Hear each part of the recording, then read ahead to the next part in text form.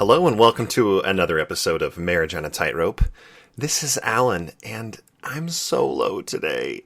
And as you can probably see on your podcast app, this isn't the longest episode, but I had to get this on record. Katie is at Disneyland with our daughter, and so I'm solo. I'm playing The Bachelor. Well, Mr. Mom, more like. I've got the three boys here keeping me company, and something happened tonight that...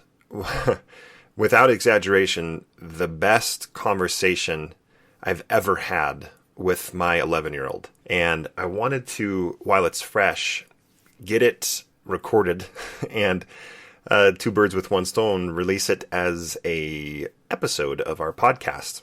So we're going to consider this part 2 of teaching your children. And in this one, it's teaching confidence, or teaching how to gain confidence. My oldest has always had a problem with being very hard on himself. And it's very frustrating because he's a very talented kid. When he puts his mind to something, he really can be stubborn, like Katie, and in a good way, where he'll push and push and push and push to get better and do good. The problem is when he fails at something, he calls himself stupid, he calls himself an idiot, and it's really hard to watch him beat himself up.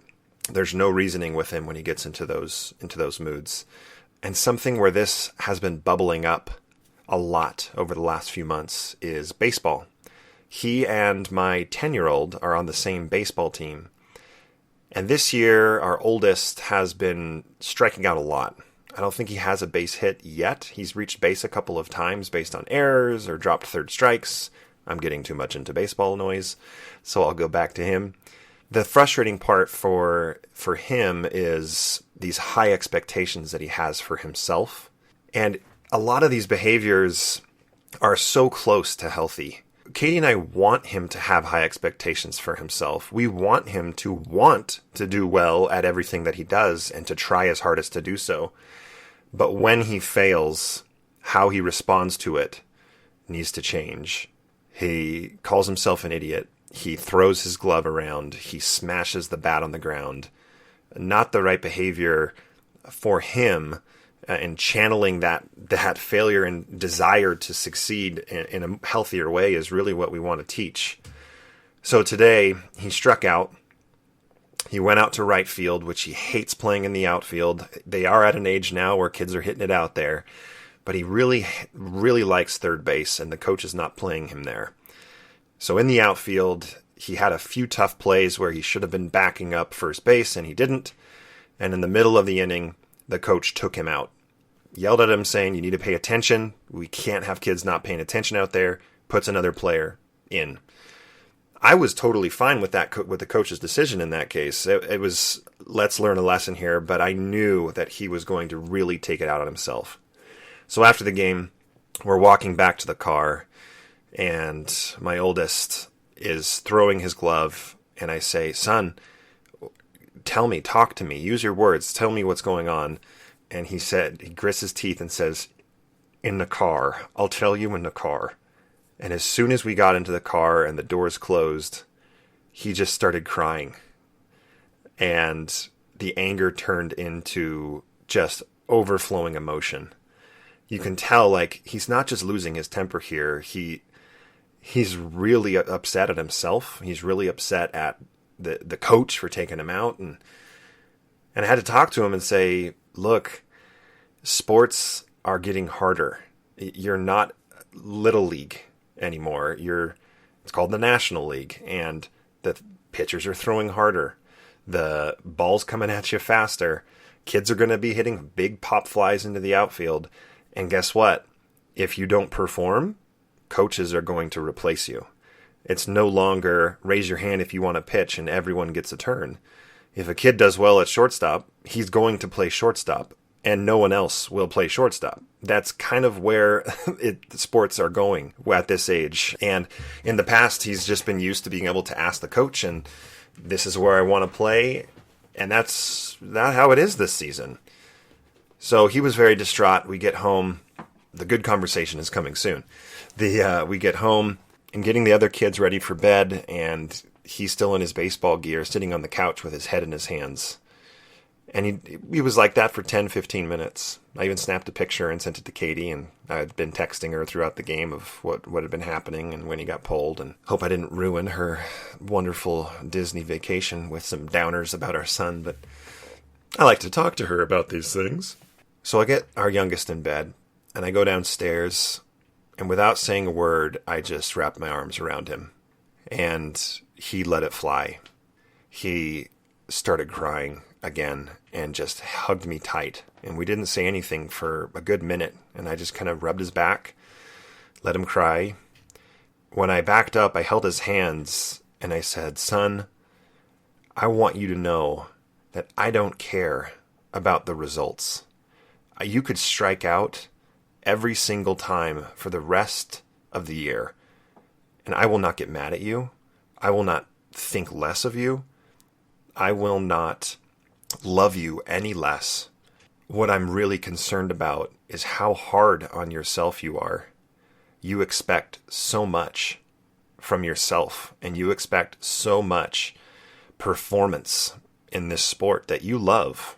And he tells me time and time again, he doesn't want to quit. He loves the sport. He's just so terrible at it. And he's not. So much of it's in his head. So he's looking at me and he's crying. And I say to him, "Why are you so hard on yourself?" And usually he would respond with, "Because I'm so bad at everything I do." And he's very much a Sith, where he deals in absolutes. He's either the best or the worst. Oh, I've just brought out my Star Wars nerdery. Anywho. But this time he didn't say that. This time he didn't beat himself up again. He said, "I don't know. I don't know why I do it. I don't have control."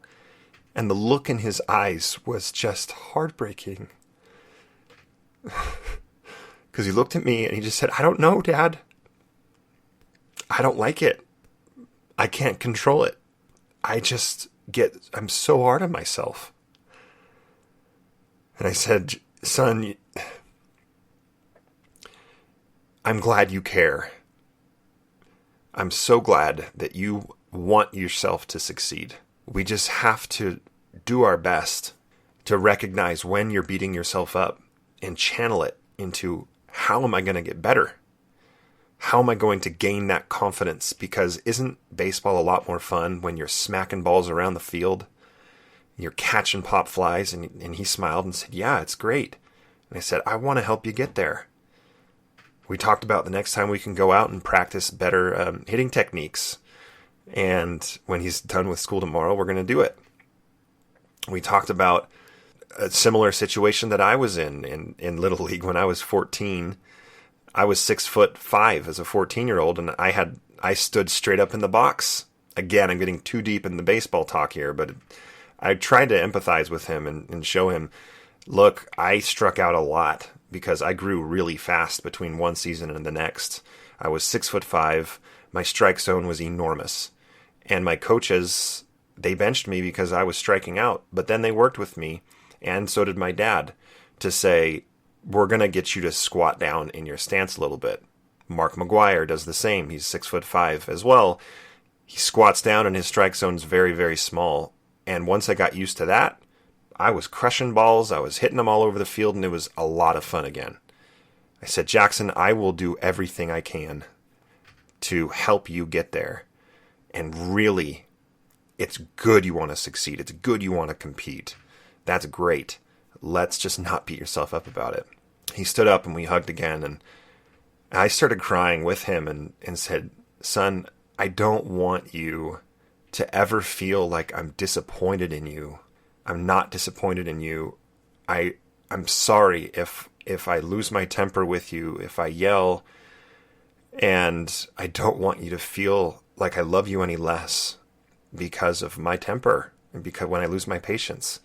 And he hugged me and said, "No, not at all, Dad. You're the best dad in the world." And oh my gosh, it felt like a Full House episode. We hugged and I just was so thankful to connect with him like that, because he could be hard to connect with and I can be hard to open up. And you get in that situation with your kids when you're completely vulnerable and you're just you're talking to each other as two people that love each other, and there's no pride at all involved. You recognize the hurt and you just hug it out. And we did. And I'm so glad that we did. So much of the time we expect perfection of ourselves, of each other. It's just not possible. It's more than not possible. It's dangerous to expect that of yourself. You're gonna mess up. You're gonna fall down. I told him, I don't care how many times you fall down. It just matters how you get up. You got to get up every time in the best way you can. If you make a mistake, whether it's sports, in life, it doesn't matter, in school, who cares? How you react to the mistake that you made is the most important thing. If you say something that's hurtful to somebody, man, I shouldn't have said that. Make it up to them. Do your best not to say that to them again. I admitted to him, I've said and done things to your mom that I shouldn't have. I try to be quick to apologize and recognize when I've done those things, because I want her to know that I don't want to treat her that way. It was an important lesson to reiterate to him, and it was done in a way, finally, in a way that didn't involve anger, didn't involve yelling, and I was really, really impressed by his response.